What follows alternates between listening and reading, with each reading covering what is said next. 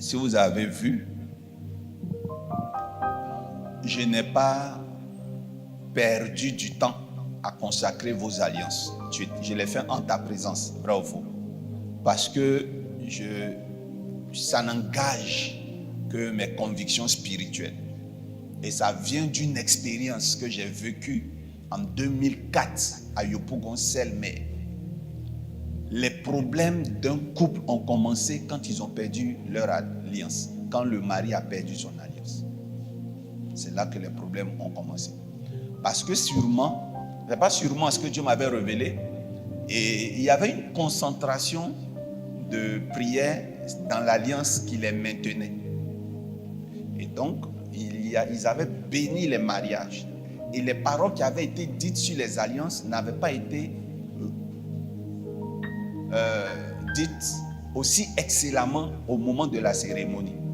Le pasteur a dit des paroles, mais les paroles qui avaient été dites sur les bagues, c'est ça, les paroles qui avaient été dites sur les bagues étaient tellement puissantes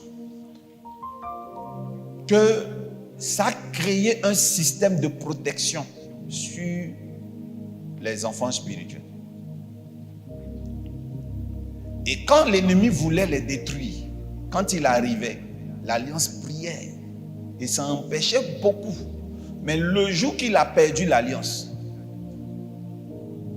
les problèmes ont commencé. Le diable a trouvé une occasion de pénétrer dans leur vie. Et il y a eu séparation. Ils ont commencé à dormir d'abord chambre à part. Et ensuite, l'épouse était tellement fatiguée qu'à la Selmer, il y a des maisons qui faisaient des chambres louées. Et elle dormait dans la chambre louée la nuit. Et la journée, elle revenait auprès de ses enfants. Mais c'était compliqué dans leur relation. Elle ne voulait plus dormir dans la maison. Elle disait, elle sentait le feu. Donc, c'est le mari qui a la veillée. C'est ce qui va faciliter la tâche. Et je prophétise sur l'homme. Je parle sur la vie de l'homme. Je commence à voir un problème. Et je vois qu'il y a un remue-ménage dans son foyer. Je lui demande où est sa femme. Il dit, il ne sait pas. Je dis, tu ne dors pas dans la même maison que ta femme. Appelle-la, elle va venir. Et il a baissé la tête. Il dit, non, elle dort au quartier, mais elle ne dort pas dans la maison. Et ça, les gens ne savaient pas. Yopougon-Selmer, rue des Princes. Les gens ne le savaient pas. C'est-à-dire, elle dort dans le quartier. Dans une maison, peut-être qu'elle loue à 30 000 une chambre, ou 40 000. Et lui, il dort chez lui. Et matin, elle rentre. Parce qu'il ne se supportait plus. Mais il n'était pas, comment on appelle ça, divorcé. Maintenant, je commence à voir quelque chose. Et Dieu me révèle. Je vois son alliance a disparu et s'est perdue. Bien aimé, pendant que je parle, Dieu me met et me convainc que si je parle dans le micro, elle va entendre. Je lui ai dit, maman, si tu entends ma voix, je dis, monsieur, vous vous appelez comment? Il a dit son nom. J'ai dit le nom. Vous êtes l'épouse de temps. Vous êtes couché en ce moment, mais le Saint-Esprit vient de vous réveiller. Donc, c'est une très bonne sono. Et on parle. Lui, il dit que tout ce qu'il sait, c'est qu'elle habite quelque part, mais il ne sait pas dans d'où. On lui aurait dit que c'est quelque part ici. Elle n'est pas plus loin que ça. Donc, on est en train de tenter. Je ne sais plus, je n'ai pas bonne mémoire. On dirait que quelqu'un dans le peuple savait, parmi les commandos, mais en tout cas, elle est venue sous l'onction. Elle n'était pas seule, elle était accompagnée. Et ils se sont arrêtés, il y a eu des pleurs. Elle pleurait. Et je dis, est-ce que vous savez que vos problèmes ont commencé par quelque chose d'anodin? Quand j'ai dit que, monsieur, votre alliance, vous ne l'avez pas retirée parce que vous êtes en palabre. Vous avez perdu votre alliance au moment où tout allait bien. C'est la femme même qui a répondu oui. Lui-même, il a regardé. J'ai dit, tu ne m'as pas cru.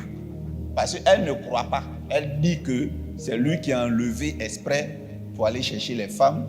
Et il a oublié ça dans une chambre d'hôtel. Et moi, j'ai dit, non, vous avez perdu ça mystérieusement. Actuellement, quand vous réfléchissez, vous ne savez pas si vous avez enlevé pour déposer, mais vous vous êtes retrouvé comme ça, vous n'avez plus trouvé l'alliance. Et donc, je lui explique maintenant qu'il y a eu un funérail où il est parti.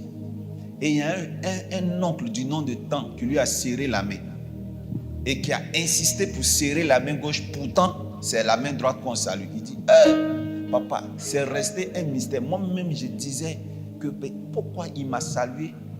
Il a pris ma main gauche pour me saluer.